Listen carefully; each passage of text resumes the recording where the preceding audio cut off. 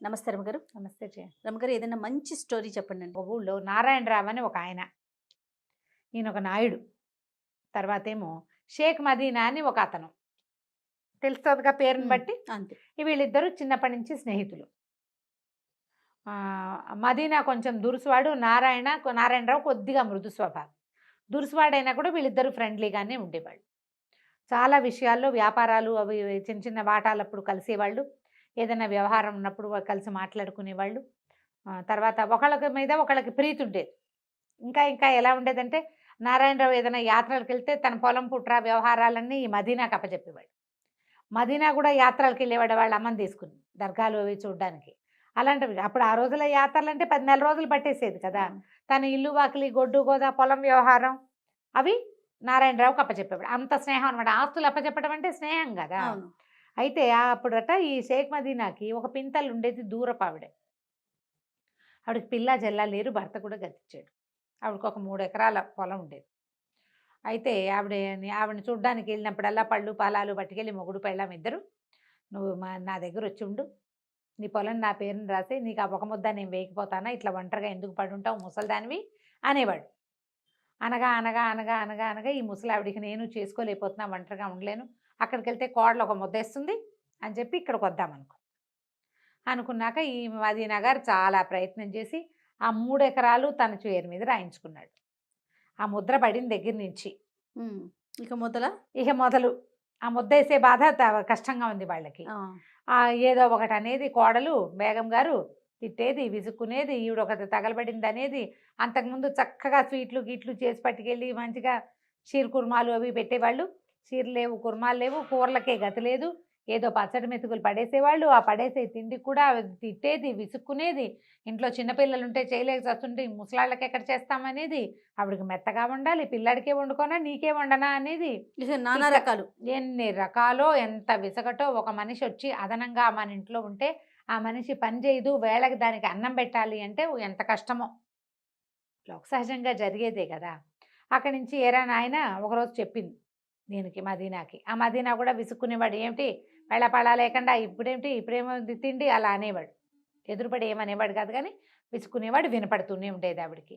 ఇక ఉండలేక ఉండలేక ఉండలేక ఆవిడ విసిగిపోయి ఓ రోజు వచ్చి, మదీనా నాయన నేను వేరే ఉంటా, నీ ఆవిడ బాధలు నేను పడలేకుండా ఉన్నా, నాకు నెలసరి ఖర్చు ఇచ్చేయి, నువ్వు నాది కాచుకుని తాగుతా, నేను మీ ఇంట్లో నీకు అడ్డంగా ఉండను, నీ పిల్లల మధ్యలో నేను కూడా ఓ పిల్లగా ఉంటే మీ ఆవిడ భరించలేకపోతుంది అనేసరికల్లా కేకలేశాడు.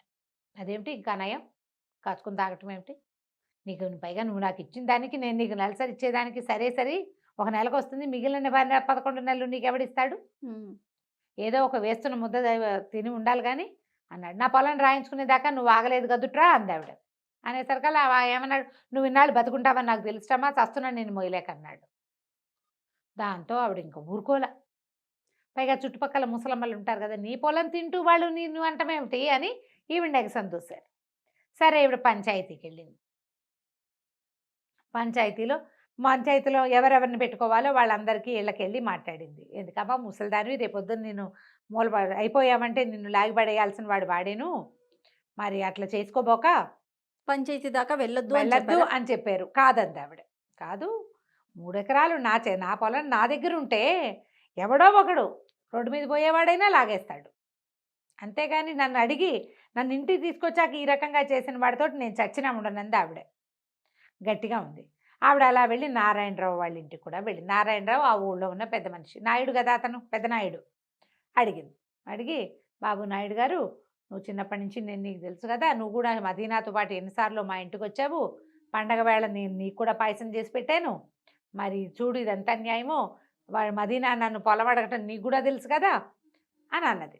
అనేసరికల్లా ఆయన ఏమన్నాడు, బాగానే ఉందమ్మా, కాకపోతే మదీనా నేను స్నేహితులు, నే కాదన్ను, వాడికి ఎదురు నేను చెప్పలేను, న్యాయం అన్యాయం నాకు తెలిసినా కూడా మిగిలిన పంచాయతీ వాళ్ళు ఎవరేమంటారో చూడు, వాడితో నా స్నేహం చెడిపోతుంది, నేను వచ్చి కూర్చున్నా బాగుండదంటే, బాబు ఇంతేనా, న్యాయం ధర్మం లేవా నాయనా, మీ నాన్న ఎంత గొప్పవాడు, పెదనాయుడు గారు ఎంత గొప్పవాడు, నువ్వు మంచివాడివి, నువ్వు కూడా ధర్మాత్ముడివి, నాకు తెలుసు కదా నీ వ్యవహారం అంతా, వచ్చి పంచాయతీలో అన్నా కూర్చోవా అని అడిగింది. సరే నేను యువతలు కూర్చుంటానమ్మా, నేను పంచాయతీలో ఉండను, పక్కన కూర్చుంటాను అన్నాడు. బాగుంది, సరే వస్తానన్నాడు. ఆ పంచాయతీ రోజున వాళ్ళు ఓ 10 మంది చేరారు. ఈ మదీనా కూడా వచ్చాడు. మరి ఎవరినైనా సెలెక్ట్ చేసుకోండి ఒకళ్ళ న్యాయానికి. అంటే ముసలమ్మ ఎవరైనా నాకు పర్వాలేదు అంది కానీ నాకెందుకు ఆవిడే కదా కేసు పెట్టింది, ఆవిడకే ఇవ్వండి అన్నాడు. అంటే నేను నారాయణరావుని ఎన్నుకుంటానంది ఆవిడ. అందరిలో. అందరిలో అనేసరికి ఇప్పుడు నేను కాదనకూడదు, నారాయణరావు తప్పు. ఈ మదీనాకి ఏమన్నా అమ్మయ్య నారాయణరావు అయితే నా స్నేహితుడు, అనుకున్నాడు. చిన్నప్పటి నుంచి గోళీలు ఆడుకుంటూ పెరిగాం మేము. మనమాటే చెప్తాడు కదా, ఓకే. ఎట్లా కొట్లా వాడి దగ్గరే ఉండు, ఇప్పుడు వెనక్కి నీకు 3 ఎకరాలు ఇప్పించాం తూచంటాడు అని నమ్మాడు. ఆ గట్టెక్కి కూర్చునేసరికి నారాయణరావు కనిపించింది. మదీనా నా స్నేహితుడైతే ధర్మం కదా నాకు స్నేహితుడిగా ఉండవలసింది, మదీనా తరఫున నేను మాట్లాడకూడదు అని ముసలమ్మకి ప్రతి నెల డబ్బివ్వు లేదా ఆమె పొలం ఆమెకివ్వు అని చెప్పాడు. ఇదే చెయ్యాలి. పొలం ఇస్తావా, నెలసరి డబ్బు ఇస్తావా? నువ్వు నెలసరి డబ్బంటే చాలున ఆవిడ బతుకున్నంత కాలం నువ్వు పంచాయతీలో సమర్పించాలి ప్రతిరోజు, ప్రతి నెల పంచాయతీ నుంచి డబ్బులు తీసుకుంటుంది అనేసరికి ఇక తప్పనిసరి అయిపోయింది. ఏ పొలం అయితే ఈవిడి పేరు తన పేరు మీద మార్పించుకున్నాడో అది కూతురికి కట్నంగా ఇస్తానని ఒప్పుకున్నాడు ఎవరికో. ఇప్పుడు అది ఇవ్వలేడు. నెల నెల ఒక 5 రూపాయలు 4 ఆ రోజుల్లో రూపాయలే కదా, ఓ 3 రూపాయలు తెచ్చి ఇక్కడ పెట్టాలి. ముసలమ్మ ఆవిడ కాచుకుని తాగుతుంది వాళ్ళతో సంబంధం లేకుండా. ఇక నా ఎంత కోపం వచ్చిందంటే మదీనాకి దౌరవురా దుర్మార్గుడు, చిన్నప్పటి నుంచి నేను స్నేహంగా ఉన్నాను, ముసలిదాన్ని వాడి దగ్గరే ఉండవమ్మా అని చెప్తే సరిపోయేది కాదు అని చెప్పి పిచ్చి కోపం వచ్చేసింది. ఏమంటే బాగున్నారా అని అలాంటి దాంట్లోకి వచ్చేసారు వాళ్ళు. కనపడితే పలకరింపు తప్ప ఇక మళ్ళీ నారాయణరావుతో స్నేహాన్ని నెరపల. కొద్ది రోజులు కొంతకాలం గడిచాక ఈ నారాయణరావు 2 మైసూరెడ్ల జతను ఒకదాన్ని కొనుక్కొచ్చాడు. 2 ఎడ్లు ఎంత బాగుండేవో, భలే అందంగా ఉండేవి. అయితే ఏమైంది, ఆ ఎడ్ల జతలో ఒకటి కొంచెం ఓ ఏడాది పాటు బండికి కట్టారు, బాగా తిరిగినాయి. ఊళ్ళో అందరి దృష్టి వాటి మీద ఉండేది, ఎంత అందమైన జంటో అవి. సడన్గా ఒక ఎద్దు కాస్త చనిపోయేసరికల్లా మదీనా అందరి దగ్గర ఫ్రెండ్స్ దగ్గర ఏమనేవాడంటే, నాకు అన్యాయం చేశాడు, వాడికి శాస్తి అయింది, నాదే కొట్టింది. బేగం గారు కూడా అలాగే అనేది, ఇట్లాగే అనేవాళ్ళు వెనకాల మాటలు అనమాట. అయితే ఏమైంది, ఒక్కెద్దే ఉంది. ఈ ఒక్కెద్దుకి దానికి సరిపడా జంటను కొనడానికి చాలా ట్రై చేశాడు కానీ పొట్టో ఏవి సమానంగా వచ్చేవి కాదు. అయితే ఆ ఊళ్ళో అప్పల స్వామిని ఒక బండి ఒంటెద్దు బండి వ్యవసాయం చేసుకునేవాడు ఒక అతను ఉండేవాడు. పెళ్ళాం అప్పలమ్మ, అతను అప్పల స్వామి. అతను ఏం చేశాడు, ఈయన దగ్గరకు వచ్చి నారాయణరావు నాకు ఒంటెద్దు బండి ఉంది కదా, పాత ఎద్దు ఎప్పుడో పోయింది, బండి అలాగే ఉండిపోయింది, మరి ఊళ్ళో అంతా మాసోళ్ళు వచ్చినా ఇప్పుడంతా వడ్లను ఇళ్ళకి చేర్చుకునే రోజులు, ఇలాంటప్పుడు కనుక నాకు ఎద్దు దొరికిందా నేను చాలా హాయిగా వ్యాపారం చేసుకుంటాను అని మీ ఎద్దుని నాకు ఇవ్వండి అన్నాడు. 200 ఎద్దు 400 పెట్టి తెచ్చాడు, 200కి ఒక ఎద్దు పోయింది పాపం. ఈ రెండో ఎద్దుకి 200 అంటే ఏమన్నాడు, అలాగే బాబు కొంచెం వ్యాపారం సాగనివ్వండి ఇస్తానన్నాడు. సరే ఈ బండి కట్టుకుంటే బండి చక్క పరిగెత్తేది. విపరీతంగా బండి వ్యాపారం చేసుకున్నాడు అప్పల స్వామి. అయితే ఏం చేశాడు, ఎంతసేపు గడ్డి మోపులు మోసేవాడు కానీ 4 పరకలు ఆ ఎద్దుకు వేసేవాడు కాదు అప్పల స్వామి. ఏదో ఎండుగడ్డి దొరికింది తినేది పచ్చికే తప్ప దానికి ఆహారం దొరకల. అంతకుముందు మైసూర్ ఎడ్లకి కొంచెం కాస్త చేత కావాలి, చక్కగా ఉలవలు కాస్త దాణా చిట్టు తవుడు అలాంటివి పెడితే అవి నున్నగా ఉంటాయి. ఒట్టి గడ్డితో దాని బండి నడవద్దు దాని రకం. పైగా నారాయణరావు ఇంట్లో ఉన్నప్పుడు వాళ్ళు తవుడు చిట్టుతో పాటుగా మినపగడుగు పెట్టేవాళ్ళు, మినపొట్టు పెట్టేవాళ్ళు, ఎంతసేపు ఎద్దుని పోషించడంలో ఉండేవాళ్ళు. అప్పుడు నున్నగా ఉండేది. పైగా జోడిపోయిందన్న బెంగ ఒకటి ఉంది దానికి. ఇక్కడికి ఆహారం లభించక మెల్లిగా చిక్కిపోయి ఒకనాడు చాలా బరువు ఎక్కువ వేసేసాడు. ఒంటెద్దు బండికి 2 ఎడ్ల బండికి తేడా ఉంటుంది. 2 ఎడ్లు ఉన్నప్పుడు బరువు సమానంగా పంచుకుంటాయి. అవి ఒకటే ఉంటే అదొకటే కదా లాగాలి. దాంతో విపరీతమైన పనులతోటి ఆ ఎద్దు అలసిపోయింది, శక్తికి సరిపడా ఆహారం లభించాలి, ఎక్కడో కూలిపోయింది. కూలిపోయేసరికల్లా ఇంకేముంది, అయిపోయింది. ఎద్దు చనిపోయేసరికల్లా వీళ్ళు ఏమన్నారు, చచ్చుడు ఎద్దునిచ్చాడు నాకు నారాయణరావు అని తిట్టిపోశారు. నారాయణరావుకి ఏం తెలుసు, ఆయనేమో మాసోళ్ళ కోసం డబ్బులు వసూలు చేసుకోవడం కోసం వచ్చాడు. 200 ఇస్తానంటే కదంటే ఏంటంటే భలేవారు, మధ్యలో కూలిపోయింది, ఆ ఒడ్లు ఇంటికి చేర్చినప్పటికి దేవుడు కనపడ్డాడు మాకు, చచ్చిపోయిన ఎద్దుకు డబ్బులు ఎందుకు ఇస్తాం, మేము చచ్చినా ఇవ్వమన్నారు. పోనీ వదిలేదంటే 200 చేదా? నెలకి 3 రూపాయలు ఒక మనిషికి ఖర్చు అవుతుంటే 200 ఎన్ని రోజులకు వస్తాయి? ఎంత డబ్బు? అక్కడి నుంచి అతను వదిలిపెట్టల. ఈ లోపల ఏంటంటే వీళ్ళే ఏదో నారాయణరావే ఎద్దుకేదో చేయించాడని వీళ్ళు, అప్పల స్వామి ఏదో చేసేసాడని వాళ్ళు, ఇలా నానా రకాల మాటలు పుట్టినాయి. పంచాయతీకి వెళ్దామన్నారు. పంచాయతీకి వెళ్దామంటే ఈ లోపల ఏమైంది, అక్కడంతా ముందంతా మదీనాకి శత్రువులందరూ మదీనా శాస్త్ర అయింది అనుకున్నారు. ఇప్పుడు నారాయణరావుకి ఒకళ్ళిద్దరు శత్రువులు ఉన్నారు. అప్పల స్వామి ఎలాగో ఉన్నాడు. ఈసారి మళ్ళీ పంచాయతీ పిలిస్తే షేక్ మదీనా కూడా పెద్ద మనుషుల్లో ఉన్నాడు. ఈ అప్పల స్వామి ఏమనుకున్నాడు, మదీనాకి ఇదివరకు నారాయణరావు ఎదురు తీర్పు చెప్పాడు. ఇప్పుడు కనుక మదీనాని మనం జడ్జిని చేస్తే, పంచాయతీ పెద్దవాడిని చేస్తే అప్పుడు నారాయణరావు రోగం కుదురుతుంది అనుకున్నారు. అనుకుని మదీనాతోటి మాట్లాడాడు. బాబు నువ్వు నాకు పంచాయతీ పెద్దగా ఉండబట్టి, పంచాయతీ గట్టెక్కుతుంది ఒక పెద్ద వేప చెట్టు, దాని కింద వేసిన గట్టు. ఆ గట్టెక్కుతుంటే మదీనాకు అనిపించింది, నారాయణరావు ఎవడు, నేనెవడు, ఈ అప్పల స్వామి ఎవడు, న్యాయం ధర్మం కాదు ఉండాల్సింది. మంచిగా ఈ గట్టు అంటే ధర్మం, ఇది ఎక్కటం, ఒకడికి ధర్మం చెప్పడం అంటే నేను ఆలోచించడం ఏమిటి, ధర్మం ఏది చెప్తే అదే చెప్పాలి. అటు మెట్లెక్కేటప్పుడు ఉన్న నవ్వు తిరిగేటప్పటికి లేదు, మెట్లెక్కి ఇటు తిరగాలి కదా మన వైపుకి. మనం గట్టుకి మెట్టెక్కి ప్రజల్ని మొహం చూపించడానికి ఇటు తిరిగాడు, ఇటు తిరగంగానే బిగిసిపోయాడు. నారాయణరావు ఎద్దు అప్పల స్వామి తీసుకున్నాడు. ఈ 1-2 నెలల నుంచి అతను ఎంత వ్యాపారం చేశాడో ప్రపంచానికి తెలుసు. ఎద్దు చనిపోవడానికి కారణం ఇప్పుడు పంచాయతీ వాళ్ళు కూడా 2 రకాలు చెప్పారు. ఎద్దెటాకు చచ్చిపోయింది కాబట్టి నారాయణరావు కొంత బేరం తగ్గించుకుంటే బాగుంటుంది 200 కాకుండా అని. ఎద్దు చచ్చిపోవడానికి అప్పల స్వామి కారణం, వాడిని శిక్షించాలని రెండోది. ఇతను చెప్పాలి అసలు తీర్పు. అంతకుముందు ముసలమ్మప్పుడు కూడా అంతే, పొలం ఇస్తావా ఈ అమ్మాయిని పోషిస్తావా అని. అయితే ఇతను ఏమన్నాడంటే, ఎద్దు చనిపోవడానికి నారాయణరావుకి సంబంధమే లేదు. 2-3 నెలల పాటు ఎద్దు మీద వ్యాపారం చేసి డబ్బులు వెనకేసుకున్నవాడు మొదటి నెల డబ్బులు రాగానే నారాయణరావుకి ఎందుకు ఇవ్వాల? ఎద్దుకు ఆహారం పెట్టకుండా చంపేసినందుకు మనకు సంబంధం లేదు, ఆ పాపం వాడిది. దాంట్లో ఎవరూ భాగం తీసుకోరు. నారాయణరావుకి 200 కట్టి తీరవలసిందే. పంచాయతీ చెప్తే ప్రభువు చెప్పినట్టే అంతే. ఈ పంచాయతీ గట్టు దిగిన ఆ మదీనా వెళ్ళి నారాయణరావుని కావలించుకున్నాడు. నన్ను క్షమించు, ధర్మంలో ఉన్న విలువ ఏమిటో గట్టి ఎక్కాక కానీ నాకు అర్థం కాలేదు. ఆనాడు నువ్వు నా వైపు వహించలేదని నేను అనుకున్నాను, ధర్మం వైపు వహించావని నాకు ఇవాళ అర్థమైంది అని చెప్పి అప్పటి నుంచి మళ్ళీ స్నేహంగా ఉండటం మొదలుపెట్టారు. ధర్మానికి ఉన్న విలువది, దాని వైపు నిలబడ్డవాడు కాలక్రమానైనా వాడి ధర్మం ఏమిటో మిగిలిన వాళ్ళకి అర్థమవుతుంది. బాగుంది కదా కథ, చాలా బాగుంది రమ్మగారు. నమస్తే రమ్మగారు. నమస్తే జయ. విక్రమ బేతాల కథలు ఏమైనా చెప్పుకుందామండి. పట్టువదలని విక్రమార్కుడు శ్మశానంలోకి మళ్ళీ నడిచాడు, చెట్టెక్కాడు, కళేబరాన్ని భుజం మీద వేసుకున్నాడు, మళ్ళీ బయటికి నడుస్తున్నాడు. భేతాళుడు బాడీని ఆవహించుకుని ఉన్నాడు కదా, అతను మాట్లాడుతున్నాడు. రాజా నీ ఓపిక్కి, నీ పట్టువదలంతనానికి చాలా మెచ్చుకుంటాను నేను. మార్గాయాసం తెలియకుండా ఒక కథ చెప్తాను విను అన్నాడు. పూర్వం ఒక పల్లెటూరులోనట ఒక ముకుందుడని ఒక కుర్రవాడు ఉండేవాడు, ఒక రైతు బిడ్డ. వాళ్ళ నాన్నకి బోల్డంత వ్యవసాయం ఉండేది. వీడికి ఏమిటో చేసి ఏదో అయిపోవాలని ఉండేది పాపం. మంచి సాహసవంతుడు వాడు. కానీ అతనికి అక్కడ పెద్దగా స్కోప్ లేదు. ఆ ఊళ్ళో బోల్డని పొలాలు అవి ఉండటంతో రైతు పనే చేయవలసి వచ్చింది, పొలం పనులకే వెళ్తూ ఉండేవాడు. అయితే వీళ్ళు ఉన్న ఊరు చారిత్రకంగా చాలా ప్రసిద్ధికెక్కిన ఊరు. అక్కడ బోల్డని శాసనాలు అవి ఇవి బోల్డని ఉన్నాయి.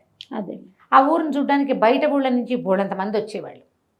అనేక రాజ్యాల నుంచి ఆ పాడుపడిన కోటలు, తర్వాత ఆ శాసనాలు, ఆ విగ్రహాలు, ఆ తవ్వకాలలో పాల్గొనడానికి చాలామంది వస్తే వాళ్ళందరితోటి మాట్లాడేవాడు. గొప్ప గొప్ప వాళ్ళు కూడా వచ్చేవాళ్ళు. అయితే ఆ వచ్చిన వాళ్ళందరితోటి మాట్లాడుతుంటే వీడికి ఏమనిపించేది, ఏమిటి వీళ్ళు ఏమంతా తెలివిగల వాళ్ళు కాదు, వీళ్ళకంటే నేనే తెలివైన వాడిని, వీళ్ళు అదేదో దేశంలో మహా పేరు కనిగిన వాళ్ళని ఇక్కడ వాళ్ళు చెప్తూ ఉంటారు, మనకెందుకు రాలే పేరు అని అనిపించేది. సరే ఒక 2-3 సార్లు వాళ్ళతో వెళితో మాట్లాడితే వాళ్ళలో ఒకళ్ళిద్దరు ఏమన్నారు, ఈ పల్లెటూళ్ళలో ఉంటే ఏం పేరు వస్తుందో, నగరాలకు వెళ్తే పేరు వస్తుంది. ఎక్కడైనా పెద్ద ఊళ్ళలో ఉంటే కదా గుర్తింపు, చిన్న ఊళ్ళో నువ్వు ఏం చేసినా ఇదే చేత, అంతకంటే ఏముంది, నీకేం గుర్తింపు లభిస్తుంది అన్నారు. తండ్రి వద్దుగాక వద్దన్న ముకుందుడు వినలా. కాదు నాన్న, పేరు తెచ్చుకోవాలి, కీర్తికాంక్ష, గొప్ప పేరు తెచ్చుకోవాలి ఎలాగైనా అని చెప్పి బయలుదేరి వెళ్ళాడు. అడవిదారిలో నగరానికి వెళ్తుంటే ఒక దొంగ అటకాయించాడు. వీరేంద్రుడు వాడి పేరు. ఆ వీరేంద్రుడు సహజంగానే సాహసి కదా, పైగా పేరు తెచ్చుకోవాలన్న కండూతి ఎక్కువ ఉంది వీడికి. వీడేం చేశాడు, కత్తి దూసి వాడి మీద పడ్డాడు. హోరాహోరీ కొట్టేసుకున్నారు. దొంగ ఓడిపోయాడు, ముకుందుడు గెలిచాడు. దొంగ కింద పడిపోయి ఏమన్నాడంటే, 10 ఏళ్ళుగా దొంగతనం చేస్తున్నాను ఈ అడవిలో, నేను ఎవ్వడు నన్ను ఎదుర్కొన్న సాహసే కనపడలా. నువ్వు భలే గొప్పవాడు పోయి అంటే, నువ్వు కూడా గొప్పవాడివే, 10 ఏళ్ళ నుంచి ఈ పని చేస్తున్నా, నేను ఎవ్వడు పట్టుకోలేదంటే నువ్వు ఎంత గ్రేట్, చాలా గ్రేట్. బాగుంది. నేను ఈ దొంగతనం నేర్చుకుంటా, నీ పేరు మా ఊళ్ళో కూడా ఉంది, వీరేంద్రుడు అనే గజ దొంగ అని చెప్పి నాకు దొంగతనం నేర్పిస్తావా అని అడిగాడు. పేరు తెచ్చుకోవడానికి ఏదైనా సరే, వీరేంద్రుడు నీకు దొంగతనం నేర్పిస్తాను, నాతో ఉండమన్నాడు. వీడేదో తీసుకెళ్ళిన సామాన్లు అవి పెట్టుకుని వీరేంద్రుడితోటి ఆ అడవుల్లో చెట్ల కింద ఉండడానికి వెళ్ళిపోయాడు. తర్వాత వీళ్ళు సమీప గ్రామాల్లో దొంగతనానికి పోయేవాళ్ళు. ఓ రోజు ఒకళ్ళ ఇంట్లోకి ప్రవేశించారు. అస్సలు నిశ్శబ్దంగా వీరేంద్రుడు తలుపు తీయటము, తాళం కప్ప ఓడదీయటం చూసి ఆశ్చర్యపోయాడు. అమ్మ బాబోయ్, వీడికి ఎంత ప్రతిభ ఉంది, మనకి రాదే ఈ విద్య, వీడి దగ్గర ఈ విద్య ఉంది కాబట్టి వీడికి అంత పేరు. చెడ్డ పేరు ఏదో ఒకటి, పేరు అయితే పేరే కదా, చెడ్డ అయితే చెడ్డ, మంచి అయితే మంచి. సరే, అన్ని సామాన్లు మూట కట్టారు ఇద్దరు కలిసి. వచ్చేస్తుంటే ఇంకో గది దాటుతుంటే అక్కడ ఒక ఛాయాపటం ఒకటి, చిత్రపటం ఒకటి కనపడింది. ఇతను తెల్లబోయాడు వీరేంద్రుడు. గబగబా పెట్టే సామాన్లన్నీ వెనక్కి పెట్టేయన్నాడు. అనేసరికి కదా, ఎందుకు ఇంత కొట్టేశాం, ఈ సొమ్మంతా మంది, మన ప్రతిభకి తార్కాణం ఇది. ఇంతమంది ఉన్న ఊళ్ళో ఒక ఇంట్లోకి ఇంత నిశ్శబ్దంగా లోపలికి వెళ్ళి పిల్లుల కంటే నిశ్శబ్దంగా ప్రవర్తించి ఇంత చేసి, ఇది మన ప్రతిభకి గీటురాయి సొమ్మే కదా అంటే, కాదు, ఆ పటంలో ఉన్న ఆవిడ చూడు, ఒకప్పుడు నేను అడవిలో దెబ్బలు తగిలి పడిపోతే పాపం ఈవిడే మంచినీళ్ళు పోసి మందేసి నన్ను రక్షించింది, నేను ఒట్టు పెట్టుకున్నా, నాకు సహాయం చేసిన వాళ్ళ సొమ్ము పూచిక పుల్ల కూడా నేను ముట్టుకోలేను నేను, అందుకని మొత్తం సామాన్లన్నీ వెనక్కి పెట్టేయాలన్నాడు. ఈ ముకుందుడికి నచ్చల. ఓహో, వీళ్ళకి కూడా కీర్తి లేదనమాట, ఇంత దొంగతనం చేసి వదిలిపెట్టేసినాడంటే వీడు కాదు. వీరేంద్రుడిని వదిలిపెట్టేసి నగరం వైపుకి ప్రయాణం చేశాడు. అయితే ఏమైంది, ఒక న్యాయాధికారి ఇంట్లో బస కుదిరింది. ఆయన ఏమన్నాడంటే, నీకేదైనా నీ పని కుదిరేదాకా మా ఇంట్లో ఉండమన్నాడు. ఈ న్యాయాధికారి గారి ఇంటికి దగ్గర చక్రధరుడు, ఆయన సైన్యాధిపతి, ఆయన ఇల్లు. చక్రధరుడు మహావీరుడు అని చెప్పుకునేవారు ఊరంతా. ఓ చక్రధరుడు గారి సందులోనే నువ్వు ఉండేది అనేవాళ్ళు. ఆ సందుకే చక్రధరుడి పేరు. వాడేమిటో వాడి సంగతి చూడాలి. సరే, ఏం చేశాడు, ఒకనాడు చక్రధరుడు రోజు సాయంకాలం వ్యాయాలకు వెళ్తాడు, ఎక్కడికో మన తోటలోకి వాకింగ్కి వెళ్తాడు. వీడు పోయి చీకటి మాటను కత్తిపుచ్చుకుని ఆయన మీద పడ్డాడు. ఇద్దరు కలిసి యుద్ధం చేశారు. కత్తిపుచ్చుకెళ్ళేసరికి, ఎవరు పోయి నువ్వు ఎందుకు పడుతున్నావు అంటే, నిన్ను గెలిచి నేను పేరు తెచ్చుకోవాలనుకుంటున్నాను, నిన్ను గెలవడం కోసం వచ్చానన్నాడు. మరి ఇట్లా ఎందుకు, నలుగురు ముందు చేద్దామంటే, ఒకవేళ నేను ఓడిపోతే చెడ్డ పేరు వచ్చేస్తుంది, నీ మంచి పేరు నీకే ఉంటుంది అంతే. అందుకని ఓడిపోకుండా అసలు నీ శక్తి ఏమిటో తెలుసుకోవటం కోసము నేను ఇక్కడ యుద్ధం చేయడానికి వచ్చాను అన్నాడు. ఇద్దరు కలిసి యుద్ధం చేసి చక్రధరుడు ఓడిపోయాడు. ఓడిపోతే సరే, ఇప్పుడు బాహాటంగా పెట్టుకోవచ్చు అనేసరికి చక్రధరుడు అన్నాడు, అట్లా కాదు, నువ్వు గురువు దగ్గర నేర్చుకున్న విద్య కాదు నీది, నీ దగ్గర ఏదో ప్రత్యేకత ఉంది, మరి అప్పుడు నువ్వు నా దగ్గర ఉండు, నీ ప్రత్యేకత నేను కూడా నేర్చుకుంటా అన్నాడు. దానివల్ల నాకేమొస్తుంది అన్నాడు ఈ అబ్బాయి. ఏమొస్తుందంటే, ఏముంది, నీకు నెలకు 100 వరహాలు జీతం ఇస్తా, 1000 వరహాలు నా దగ్గర ఉండు. బాగానే ఉంది కదా. చక్రవర్తి దగ్గర సైన్యాధిపతి చక్రధరుడు దగ్గర ఉద్యోగము అంటే మరి మనకి పేరే అంతే, దానితో జీతం కూడా వస్తుంది. న్యాయాధికారిలో నుంచి చక్రధరుడు ఇంట్లోకి మారాడు ముకుందుడు. ఇక్కడి నుంచి రోజు యుద్ధం చేయడం నేర్చుకున్నారు. ఇద్దరు కలిసి కత్తి యుద్ధం ప్రాక్టీస్ చేసేవాళ్ళు. ముకుందుడి దగ్గర ఉన్న పల్లెటూరి మెలకు ఉంది కదా, కర్రసాము ఐడియా, అది చక్రధరుడు నేర్చుకున్నాడు. 6 నెలలు గడిచేసరికి చక్రధరుడు ముకుందుడిని ఓడించడం మొదలుపెట్టాడు. ఇప్పుడు చక్రధరుడి విద్యలో తను మేటవయ్యే అవకాశం లేదు, తనే నేర్పాడు. కానీ 6000 వరహాలు చేరాయి. సరే, ఏమనుకున్నాడు, వ్యాపారం చేసుకుందాం అనుకున్నాడు. ఇంతలో ఆ ఊళ్ళో రత్నాల సెట్ అని ఒక శెట్టి గారిని ఎట్లాగో పరిచయం అయింది. శెట్టి గారు అన్నారు, ఇలా మెలకుగా ఉండేవాడికి ఏ వ్యాపారమైనా బాగుంటుంది, మన దగ్గర బ్రహ్మాండమైన రత్నాలు ఇవాళ వచ్చినాయి చాలా తక్కువకి, ఒక 5-6 వేల వరహాలు ఉంటే దీన్ని కొనేసుకుని బిజినెస్ చేసుకోవచ్చు అన్నాడు. రత్నాల శెట్టికి ఎంత పేరో, ఆ నగరంలో ఏ సందులోకి వెళ్ళినా రత్నాల శెట్టి పేరు తెలియని వాళ్ళు లేరు, ఎంత పేరున్నవాడు. సో రత్నాల శెట్టి చేసేది కరెక్ట్ అనమాట. అది చేద్దానికి పూనుకున్నాడు. వ్యాపారం చేయటం మొదలుపెట్టాడు, బాగా సంపాదించాడు. కొన్నాళ్ళు పోయాక ఏముంది, ఇంకోటి రాడు, అంతేగా బోర్ అనిపించడం మొదలుపెట్టింది. అయితే ఏమైంది, ఈ రత్నాల సెట్తో ఉండి వ్యాపారం అన్నీ బాగా సెటిల్ అయ్యేసారు కదా. ఒకరోజు వాళ్ళ నాన్న వచ్చాడు. ఏ నాన్న ఏదైనా పని మీద వచ్చావా అని అడిగాడు. అది కాదురా, ఎప్పటి నుంచో మనం వ్యవసాయం చేస్తున్నాం కదా, వ్యవసాయంలో ఒక కొత్త మెలకువ సాధించాను, నేను ఎప్పటి నుంచో ప్రయత్నం చేస్తున్నా, ఇన్నాళ్ళకి అది సక్సెస్ అయింది. తక్కువ నీటితోటి వ్యవసాయం అది గ్రహించి ఊరంతా మొత్తం దేశమంతా దాన్ని చేయించడం కోసం నా సలహా తీసుకోవడం కోసం పిలిచారు రాజుగారు, సన్మానం చేయటానికి. నాకు రైతుగా ఉన్నవాడికి కూడా కీర్తి వచ్చింది చూడండి. సరే, నాన్నకి సన్మానం అయ్యాక మన ముకుందుడు తటాబుట్టా సర్దుకుని సంపాదించిన డబ్బంతా చేతపుచ్చుకుని నాన్న వెనకాల ఊరెళ్ళిపోయాడు. ఊరెళ్ళిపోయేసరికల్లా ఇంట్లో వ్యవసాయం చేసుకోవటం మొదలుపెట్టాడు. ఇక్కడ దాకా చెప్పాడు భేతాళుడు కథ.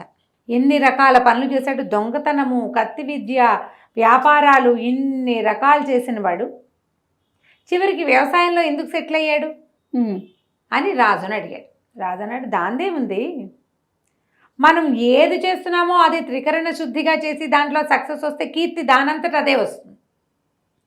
కీర్తి కోసం కొత్త పనులు చేయక్కర్లా, నువ్వు చేసే పని సరిగ్గా చేస్తే చాలు. వాళ్ళ నాన్న సాధించాడు అది. ఇప్పుడు ఈ నేల విడిచి సామె ఎందుకు, సొంత ఊరు విడిచిపెట్టి ఆ ఊరు ఈ ఊరు ఏదో తిరిగి దాంట్లో మనని మించేవాడు ఇంకొకడు వచ్చి వాడిని ఓడించాల్సి వచ్చి ఈ గోలంతా ఎందుకు, మన వ్యవసాయమే మనం చేసుకుంటే సరిపోతుంది కదా.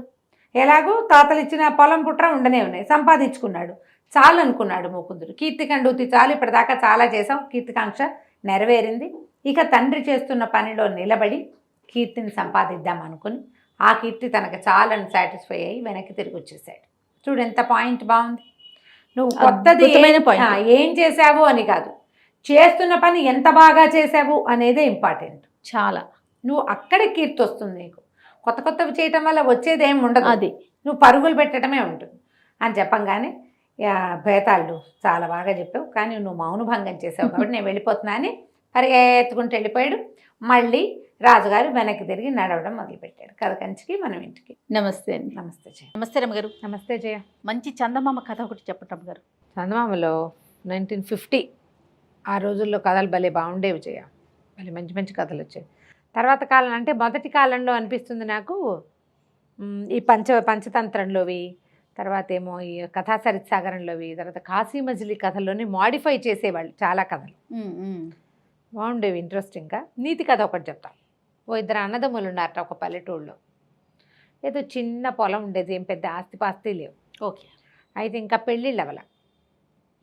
ఏమనుకున్నారంటే చుట్టుపక్కల ఎక్కడైనా బాగా సంపద వచ్చేది ఏదైనా బాగా సంపాదించేసేయాలి, నాన్న ఇచ్చింది ఏమి లేదు ఎక్కువ, అందుకని సంపాదించాలంటే వారా వీరా ఊళ్ళో వచ్చే హరిదాసుల్ని వాళ్ళని వీళ్ళని బాగా డబ్బులు సంపాదించాలంటే ఏం చేయాలని అడిగేవాళ్ళు. ఒక్కళ్ళు ఒక్కటి ఏవో చెప్పేవాళ్ళు, కొన్ని ఫీజబుల్గా ఉండేవి, కొన్ని ఉండేవి. ఇప్పుడు మన వ్యాపారాలు డజన్ల కొద్దీ వింటాం. అవును. ఏదో ఒకటి నచ్చుతుంది, అది దిగడం కష్టమని అది మానేస్తారు చాలామంది. 100ల కొద్దీ కథలు వింటే ఓ కథ నచ్చుతుంది ఒక సినిమాకి కదా. వ్యాపార మార్గాలు కూడా అంతే, 100ల వ్యాపారాలు వినాలి, విన్నాక అందులోంచి ఒకటి మనం సెలెక్ట్ చేసుకోవాలి, అది మనం చేయగలమో లేదో చూసుకోవాలి చాలా. అయితే ఏమైందంటే ఈ మన ఆ ఊరి మున్సబ్ గారింటికి, అంటే అప్పట్లో కరణం గారు ఉండేవారు, మున్సబ్ గారు కరణం గారింటికి ఎవరో చుట్టాలు ఆయన వచ్చాడు. ఆయన సాయంత్రం అయ్యేసరికల్లా పిచ్చాపాటి మాట్లాడుతూ వాకిట్లో కూర్చునేవాడు.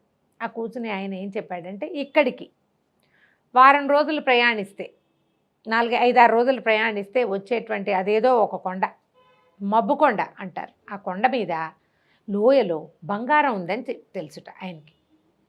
మా ఊళ్ళల్లో చాలామంది ఆ కొండెక్కి బాగుపడ్డారు. అలాగని మా ముత్తాత చెప్పేవాడు, లేదా మా తాత చెప్పేవాడు. అంటే అలాగుంటుందండి అయ్యగారు అని అడిగారు వాళ్ళు. ఉంది, అది తెచ్చుకుని బాగుపడ్డ కుటుంబాలు ఉన్నాయి. కష్టం రా ఆ పని, ఓ 15-20 మంది కూలీలైనా వెంబడిపెట్టు తీసుకెళ్ళాలి, వాళ్ళందరికీ తిండి ఏర్పాటు చేసుకోవాలి, మరి కొండ మించి బంగారం తవ్వుకుని తెచ్చుకోవాలి, అది కష్టం.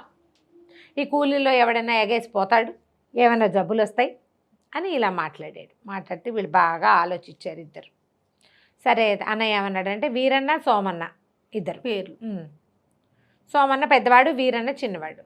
అన్న తమ్ముడు ఇద్దరు మాట్లాడుకున్నారు. ఏమన్నాడు పెద్దవాడు, అరే అట్లా కాదురా, ఏముంది ఈ ఊళ్ళో, నాన్న ఇచ్చింది ఓ చిన్న చెక్క అమ్మేద్దాం.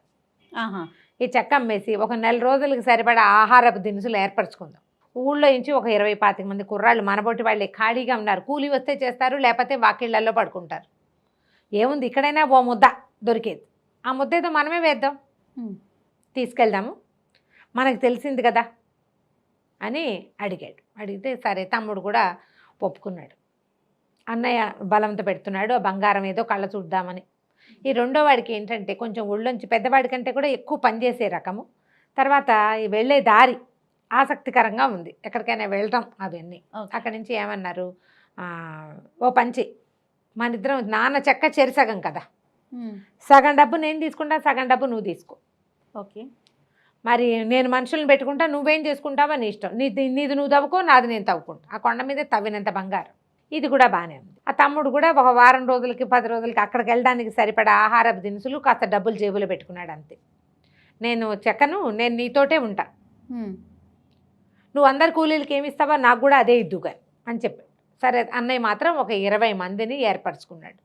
నా జట్టు నేను అక్కడికి వెళ్ళాక ఆలోచిస్తాను, చేయి బుద్ధి అయితే అప్పుడు చేస్తానన్నాడు తమ్ముడు. సరే ఇక ఈ తమ్ముడితో లాభం లేదు, కానీ వాడు తనకు తోడుంటాడు. తమ్ముడు తనని మోసం చేయడం అతనికి తెలుసు. ఓకే.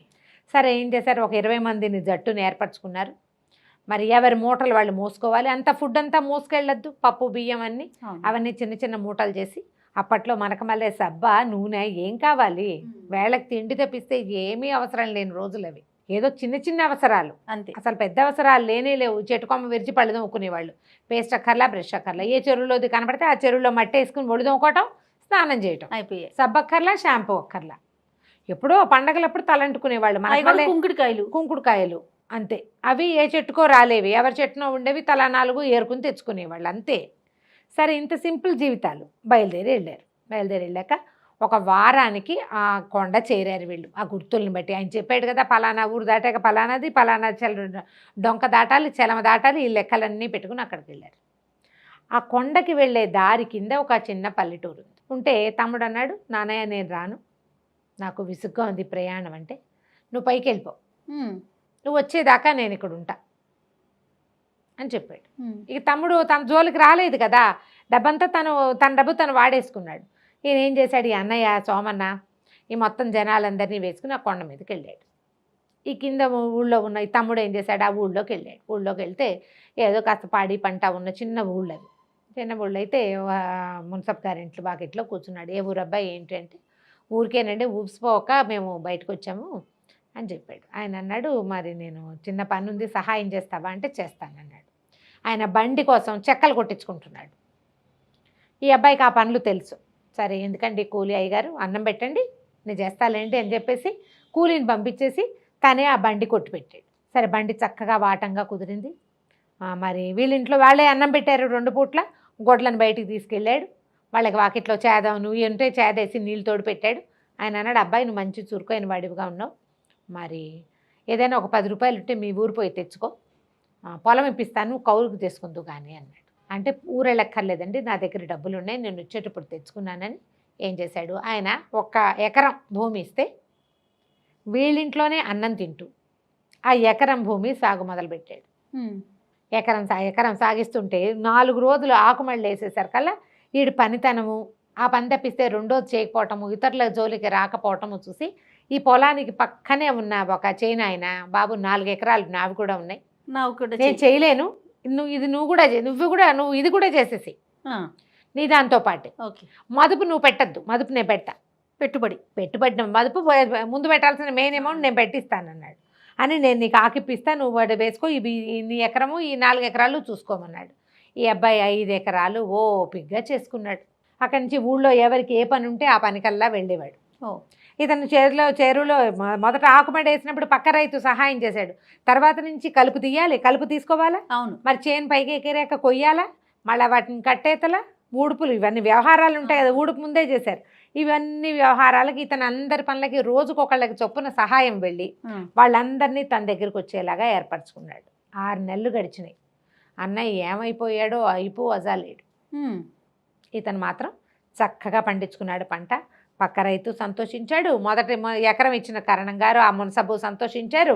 అక్కడి నుంచి ఏం చేశారు, ఇతని వాటా ఇతనికి చక్కగా ఎకరాకి 10 బస్తాలు చొప్పున వాకిట్లోకి పెట్టి ఇచ్చేశారు. ఈయన ఏం చేశాడు, మొదట మున్సబు ఇంట్లో దిగాడుగా, ఆయన అన్నాడు, ఈ పక్కన ఉన్నారు అంత స్థలం ఖాళీగా ఉంది నాయన, చిన్న పాకే ఇసుకో అంటే అక్కడి నుంచి ఇక్కడి నుంచి అందరి చేలకి వెళ్తున్నాడా, వాళ్ళ దగ్గర నుంచి 4 కమ్మలు, వీళ్ళ దగ్గర నుంచి 4 ఆకులు చొప్పున తెచ్చుకుని ఫ్రీగా ఇస్తారు. మొత్తం అంతా వాళ్ళ దగ్గరే తేవాలంటే కొనుక్కోవాలి. 4 తాటాకులు ఫ్రీగా ఇవ్వరు. అవును. అందరికీ సహాయం చేశాడు కదా, ఒక కమ్మల ఇల్లు ఒకటి కట్టేశాడు. ఈ ధాన్యం అంతా ఆ ఇంట్లోకి చేర్చుకున్నాడు. మళ్ళీ పొలం దున్నటం మొదలుపెట్టాడు 6 నెలలకి, రెండో పంటకి. అదే కదా జరిగేది. ఇంతలో ఏమైంది, పైకి వెళ్ళాడు కదా అన్నయ్య, బోల్డ్ బంగారం దొరికింది. ఓకే. బంగారం అంతా మోసారు. బోల్డ్ అంతా సంచులు ఏర్పరిచారు. వీళ్ళు పట్టుకెళ్ళిన ఆహారం మొత్తం అయిపోయింది. ఇంకా కొంచెం అని పట్టుకెళ్ళిన సంచులన్నీ నింపుకున్నారు. చివరికి ఓపిక లేవు, తాగడానికి నీళ్లు కూడా లేవు. అదొట్టి డ్రై కొండ. ఒక చిన్న చెలం ఉంటే చెలమలో నీళ్ళే తాగారు. ఆ బంగారం మోత ఈ కొండ మీద ఇన్ని రోజులు ఉండటము, మనుషుల మొహాలు కనపడకపోవటము, మధ్య మధ్యలో అనారోగ్యాలు, ఎలా అయిపోయారంటే చస్తిమో దేవుడు అన్నట్టు అయిపోయారు. కొండ దిగి కిందకి రావడానికి వాళ్ళకి 10 రోజులు పట్టింది. అవంతా మోసుకురావద్దు. అవును. అన్నార్తులుగా అయిపోయారు. ఎవడైనా గుప్పెడు అన్నం పెడితే చాలు అన్నట్టుగా ఉంది. పొట్టిన వాళ్ళ దగ్గర ఏమైనా అన్ని బంగారపు చెక్కలు. బంగారం ఏం పెడుతుంది? అన్నం ఎక్కడి నుంచి పెడుతుంది? అదే. అక్కడి నుంచి దిగొచ్చి ఊళ్ళో ప్రవేశించారు. అన్నం పెట్టండి, బంగారం మాకెందుకు బంగారం అన్నారు వాళ్ళు. వచ్చిన వాళ్ళు ఊళ్ళో వచ్చినట్టు పూలబడిపోయి ఉన్నారు, ఏమీ లేదు. అప్పుడే పొలం వెళ్ళి వస్తున్నవాడు అన్నయ్యని చూసి, అన్నయ్య పరిగెత్తుకొచ్చాడు, వచ్చావా అంటే తమ అన్నయ్య వలవల ఏడ్చాడు, బంగారం పిచ్చితో వెళ్ళానురా, అన్నం తిని వారం రోజులైంది, ఏమీ లేదు, చచ్చిపోయేలాగా ఉన్నాం, వీళ్ళెవరు బంగారం మాకు వద్దంటున్నారు, అన్నం కావాలంటే పెట్టేవాడు లేడు, ఇక్కడి నుంచి ఎంతో నడిస్తే కానీ మన ఊరు చేరం, వచ్చేటప్పుడు యాక్టివ్గా వచ్చేసారు. అప్పుడు ఎందుకు రోజు శుభ్రంగా తిని తిరుగుతూ ఉన్నవాళ్ళు. ఇప్పుడు ఏం వెళ్తాం వెనక్కి? ఓపిక లేదు. వెనక్కి వెళ్తే ఈ బంగారం మోసుకుని చచ్చిపోతారు, వాళ్ళంత బరువు అదంతా. అనేసరికల్లా అన్నానికి ఏం లోటు అన్నయ్య, మన దగ్గర ఉన్నదంతా అన్నమేను, రెండని వీళ్ళందరినీ ఈడ్చుకుపోయాడు తన ఇంటికి. అప్పటికప్పుడు కాస్త పెద్ద పొయ్యి ఒకటి వెలిగించి, ఒక పెద్ద గుండికి పక్క వాళ్ళు ఎవరి దగ్గర నుంచో తెచ్చి అంత అన్నం వండి, కూర వండి, ఊళ్ళో ఇంచే ఒక పెరుగు పట్టుకొచ్చుకుని అన్నం పెట్టాడు. తమ్ముడు అన్నయ్య ఆశ్చర్యపోయాడు, ఎక్కడిది రండి, అంతా మందేనన్నయ్య అన్నాడు.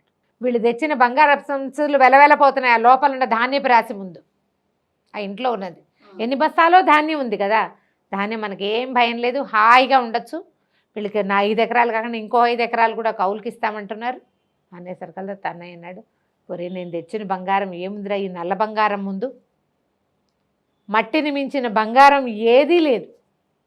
ఇప్పుడు తవ్వుకొచ్చాడు, ఆ బంగారాన్ని పాత పెడితే ఏమొస్తుంది? అదే బయటకు వస్తుంది, దాంతో ఏమీ రాదు, దానివల్ల రక్తపాతాలు వస్తాయి. అవును, రక్తపాతం వస్తుంది, దానివల్ల గొడవ వస్తుంది, దానివల్ల ఇబ్బంది వస్తుంది. ఈ ఊళ్ళో వాళ్ళకి బంగారపు కొండ వాళ్ళకి దగ్గరున్నా వాళ్ళకి అవసరం లేదు, ఎందుకంటే కష్టపడి పని చేసుకుంటారు. ఈ బంగారాన్ని ఏం చేసుకుంటాం? అన్నయ్య కూడా ఇక కూలీలందరికీ చెప్పాడు, ఎవరికి ఏది కావాలంటే అది పట్టుకుపోండి. ఓకే. మీరు మోయగలిగింది ఆశగా పెట్టి చెయ్యొద్దు, మీరు మోయగలిగింది పట్టుకెళ్ళండి. ఈ ఊళ్ళల్లో ఏమీ బంగారం మారకం లేదు అక్కడ. కూలీలంతా 2 రోజులు అన్నం తిని ఇక్కడే తలా చెక్క పట్టుకుపోయారు, అంతకంటే పట్టుకెళ్ళలేరు. అది మోత బరువు, అన్నం నీళ్లు ఏం పెట్టదు మధ్యదారిలో. ఊళ్ళల్లోకి వెళ్ళాక ఏదైనా కరిగించగలిగితే ఏదైనా చేయగలిగి ఆ రోజు అది. అన్నయ్య కూడా ఇంకా ఇక్కడే తమ్ముడు వెనకాలే ఉండిపోయాడు, శుభ్రంగా వ్యవసాయం చేసుకున్నాడు. ఆ ఊళ్ళోనే తేరుకో పిల్లని పెళ్లి చేసుకున్నారు, హాయిగా ఉన్నారు. నల్ల బంగారాన్ని మించిన బంగారం ఏదీ లేదు.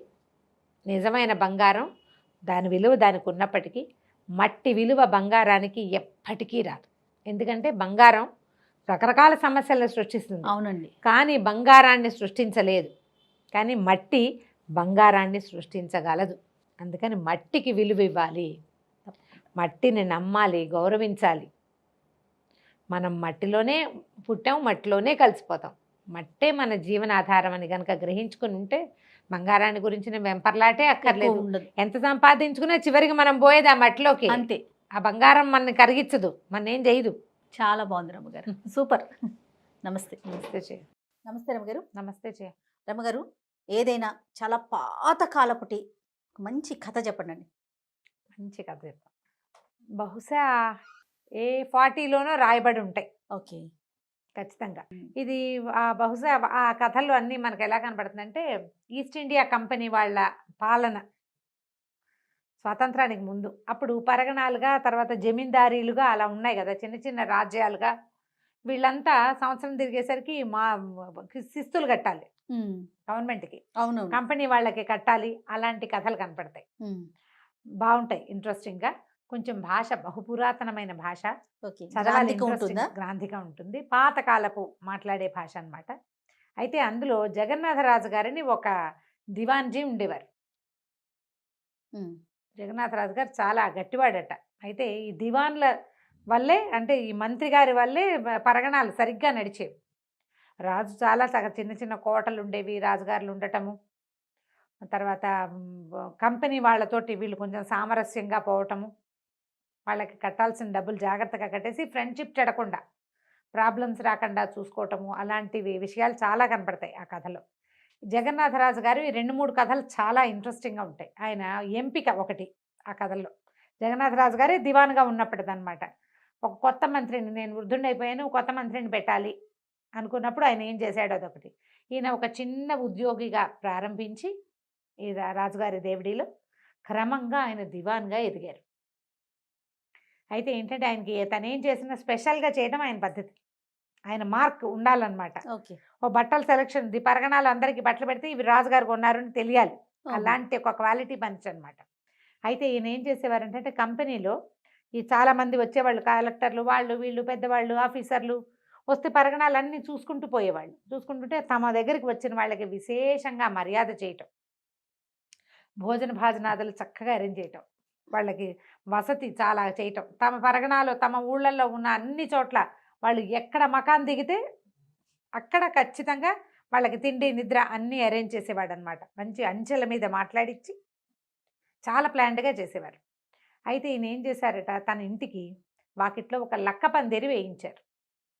లక్క పందిరి అంటే అది ఎలా ఉంటుందంటే లక్షాగృహం, లక్క తెలుసు కదా మనకి, పాండవులు నాటిది. ఓకే. అది ఒక నిర్మాణం. లక్క పందిరి వేయటం అనేది ఒక ప్రత్యేకమైన నిర్మాణం. ఇంచుమించుగా మన మండువా పెంకుటిల్లు లాగా, వర్షం పడినా కదలదు. తర్వాత దానికి కుచ్చులు వేళ్లాడుతుంటే వాటి మీద రామాయణం మీద ఘట్టాలన్నీ, మొత్తం రామాయణం అంతా పెయింట్ చేయబడి ఉంటుంది. అక్కడే నుంచుంటే అదంతా ఇట్లా చూస్తుంటే మనకు అదంతా కనపడదు. చిత్తరువులు ఉంటాయి. చాలా స్పెషల్గా ఉంటుంది. తెల్లటి క్లాత్, తర్వాత లక్క రంగు గుడ్డలతోటి ఆ నిలబడిన కర్రలు కూడా లక్క రంగు పుయ్యబడి అనే పట్టీల్లాగా ఉండేవి. అసలు చాలా పక్కాగా చేసేవాళ్ళు. అయితే ఈయన ఏం చేశారట, తన ఇంటి ముందు తన దివాణానికి ఈయనకు ఒక ఇల్లు ఇచ్చారు. దివాణి వాళ్ళు మంత్రికి ఇచ్చే ఇల్లు ముందు పెద్ద లక్క పందిరి వేయించారు. రాజుగారికి ఏం అభ్యంతరం లేదు, ఎందుకంటే ఈయన స్పెషల్ కేటగిరీ మనిషి. ఓకే. ఆయన ఏ పని చేసినా బాగుండేది. బహుశా ఇంట్లో ఏదైనా వివాహం ఉంటే చేశారో ఏమో. పెద్ద పందిరి వేయించారు.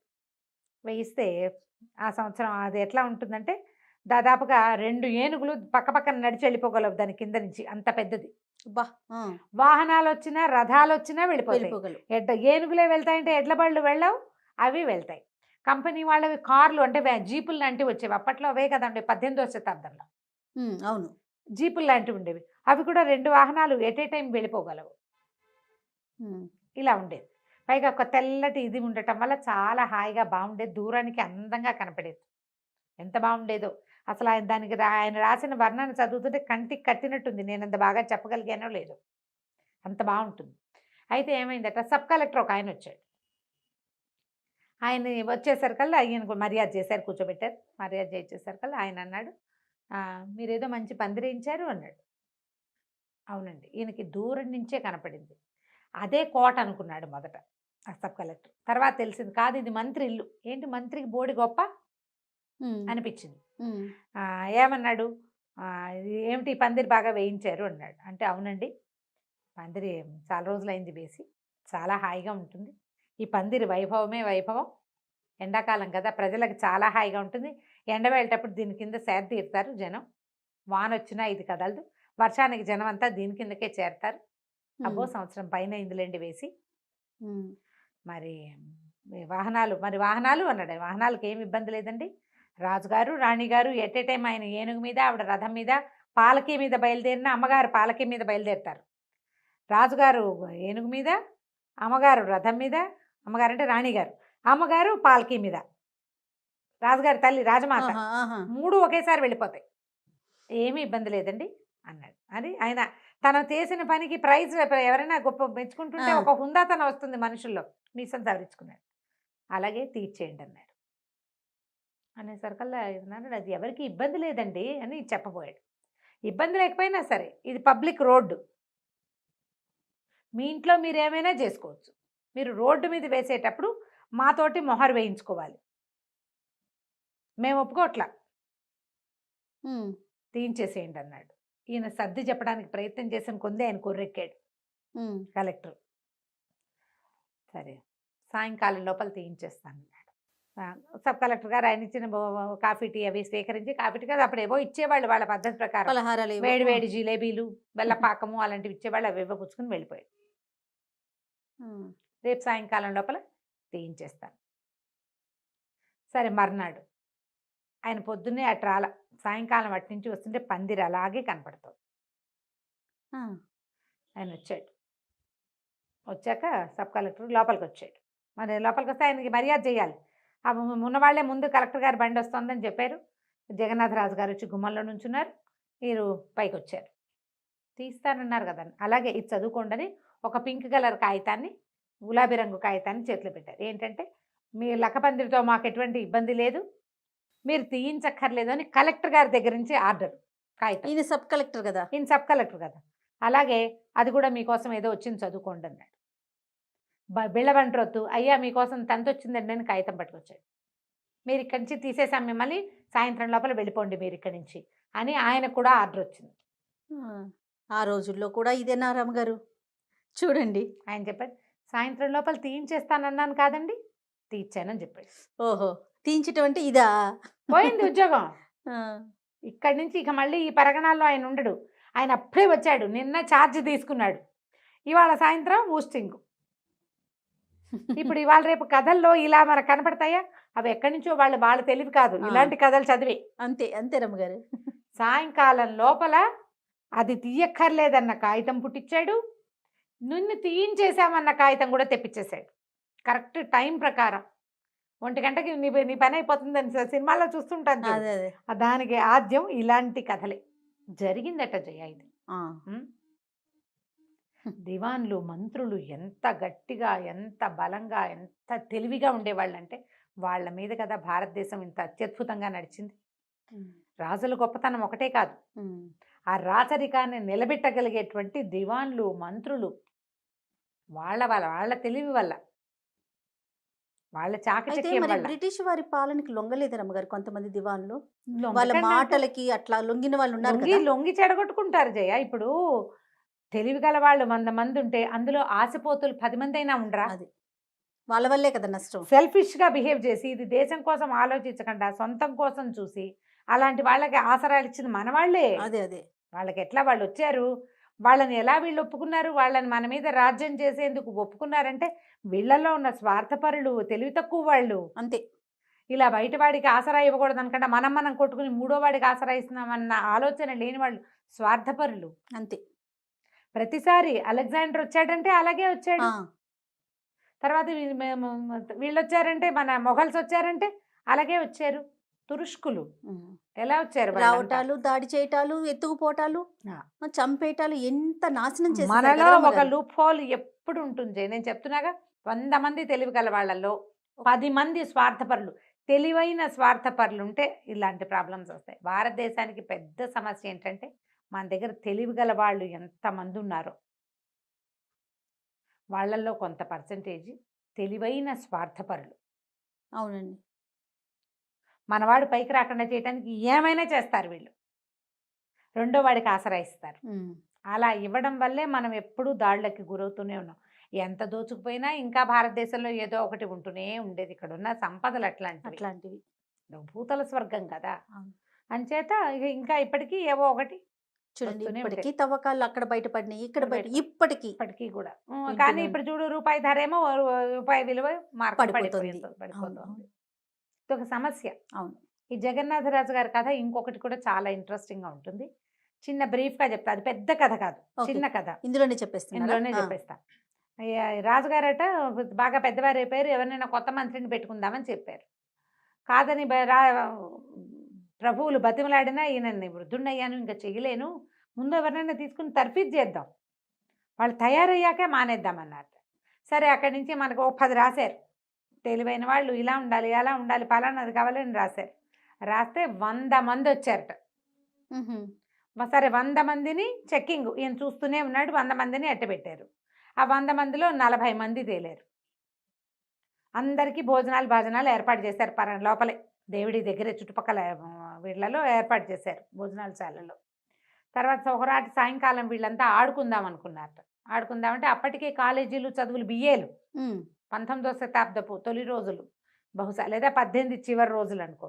అప్పటికి వీళ్ళంతా బిఏలు చదివిన వాళ్ళు కాలేజీలో హాకీ ఆడడము అవి తెలుసుకున్నారు. కావాల్సినంత పొడుగు కర్రలు అవి ఇచ్చారు. మామూలు ఊళ్ళలో జనాలకు అవన్నీ ఏం తెలుస్తాయి? ప్రత్యేక కాలేజీలు అంటే ఎక్కడో మద్రాసులోనో అక్కడ ఇక్కడ ఉండేవి. వీళ్ళంతా జనాలు చేరి ఆ కర్రలతో ఆడుతుంటే ఆశ్చర్యపోతున్నారు. జనం అంతా విచిత్రంగా చూస్తున్నారు. హాకీ ఆట అయిపోయింది, ఎవరి దారిని వాళ్ళు బయలుదేరారు. ఒక చిన్న కాలం ఉందట ప్లే గ్రౌండ్కి కోటకి మధ్యలో. అక్కడ ఒక ముసలి రైతు బండి దాటించబోయాడు. ఆ బండి కాస్త అందులో కూరుకుపోయింది. ఈ పోతున్న 40 మంది వాళ్ళ దారిని వాళ్ళు పోతున్నారు. ఎవ్వరూ ఇతన్ని పట్టించుకోవాలి. ఆ వెళ్ళే వాళ్ళల్లో ఒక కుర్రాడు మాత్రం వాడికి అంతకుముందే పడ్డాడు, కాలు గట్టిగానే దెబ్బ తగిలింది, కుంటుకుంటూ వస్తున్నాడు. చూసి ఏం తాత సహాయం చేయమన్నావా అంటే, బాబు మీలాంటి పెద్దవాళ్ళు ఏం సహాయం చేస్తారండి అంటే, పర్వాలేదులే నేను ఆ మాత్రం చేయగలను, నీళ్ళలోకి దిగుతా, బండిని ఎత్తి తోస్తా, నువ్వు ఎడ్లను నదిలించు అని చెప్పి ఆ తాతని ముసలి రైతుని నొగలో కూర్చోమన్నాడు బండి మీద. ఆయన వెళ్ళి పైన ఎక్కి కూర్చున్నాడు. అయితే ఇతను గట్టిగా సాయం పట్టాడు. 2 బాగా ఊతం ఇచ్చేసరికల్లా బండి ముందుకు కదలేదు. నువ్వు ఎంత చక్కటి వాడిపోయి, ఈ రోజుల్లో ఎవరు లేరు పిల్లలు, చాలా మంచి పని చేసావు నాయన, మా వాళ్ళు ఎవరన్నా వచ్చే లోపలే నువ్వు నాకు సహాయం చేసావు అంటే ఏదైనా బహుమతి ఇస్తావా మరి నాకు అన్నాడు కుర్రాడు. అనేసరికల్లా ఆయనే ఉన్నాడు, నీకేమి ఇవ్వగలనయ్యా నేను అన్నాడు. అంటుంటే అతను నవ్విన నవ్వుకి ఈయన జగన్నాథరాజు గారేమో అనిపించింది ఆ కుర్రాడికి. ఆ తాతయ్య జగన్నాథరాజు అనిపించింది. కానీ ముసలి రూపంలో ఎందుకుంటాడు? ఆయన అంత వృద్ధుడు కాదు. పైగా ఈ బండి ఎందుకు వేసుకొస్తాడు? ఊరుకున్నాడు. మర్నాడు ఫలితాలు ప్రకటిస్తామన్నారు. ఫలితాలు ప్రకటించినప్పుడు ఆయన ఏమన్నాడంటే, ఈ 40 మంది అన్ఫిట్టే, వీళ్ళల్లో ఇతరులకు సహాయం చేసే గుణం లేదు. వాళ్ళు 40 సాయం పడితే అరక్షణంలో బండి వెళ్ళిపోయేది. కానీ ఒకే ఒకడు వచ్చాడు, గాయపడినా కూడా తన వంతు సాయం తను ఇతరులకు చేయాలనుకున్నవాడే నిజమైన మంత్రిత్వానికి పనికొస్తాడు. మంత్రులు ఆడుకునేవాళ్ళు, పాడుకునేవాళ్ళు, చదువుకునేవాళ్ళు కాదు, సహాయం చేసేవాళ్ళు. వాడి మంత్రాంగంలోనే రాజ్యం నడవాలి. అతని సహాయం మీదే రాజ్యం నడుస్తుంది. అందుకని ఆ సాయం చేసిన కుర్రాన్ని మంత్రిగా నియమించారు. జగన్నాథరాజు గారే ఆ వృద్ధ రైతు. ఓకే. ఆయన కావాలనే బండి అక్కడ దింపించుకుని చూస్తున్నాడు, వీళ్ళలో ఎవరు వస్తారా అని. ఒకవేళ చాలా మంది వచ్చారనుకో, పరీక్ష ఇంకోటి మారేది. ఈ పరీక్షలోనే తేలిపోయారనమాట. అలాంటి కథలు కనపడతాయి, గజపతుల కథలు. ఇది మనకి ఎందులో ఉంది, ఒక పాత పుస్తకం దొరికింది నాకు, చాలా పాత, అసలు గట్టిగా ముట్టుకుంటే పేపర్లు చిరిగిపోయేలాగా ఉన్నాయి. ఎక్కడ దొరుకుతుందో చూద్దాము, నాకు ఎక్కడైనా కనపడితే చెప్తా. స్క్రిప్ట్లో వాటిల్లో లేదు. కొంచెం పురాతనమైన భాష చదవగలిగే ప్రాక్టీస్ ఉన్న వాళ్ళు ఈ పుస్తకం కోసం వెతకచ్చు, చదవచ్చు, బాగుంటుంది. తప్పకుండా గారు. నమస్తే. సుమన్ టీవీలో మీ పర్సనల్ అండ్ బిజినెస్ ప్రమోషన్స్ కోసం కింది నెంబర్కి కాంటాక్ట్ చేయండి.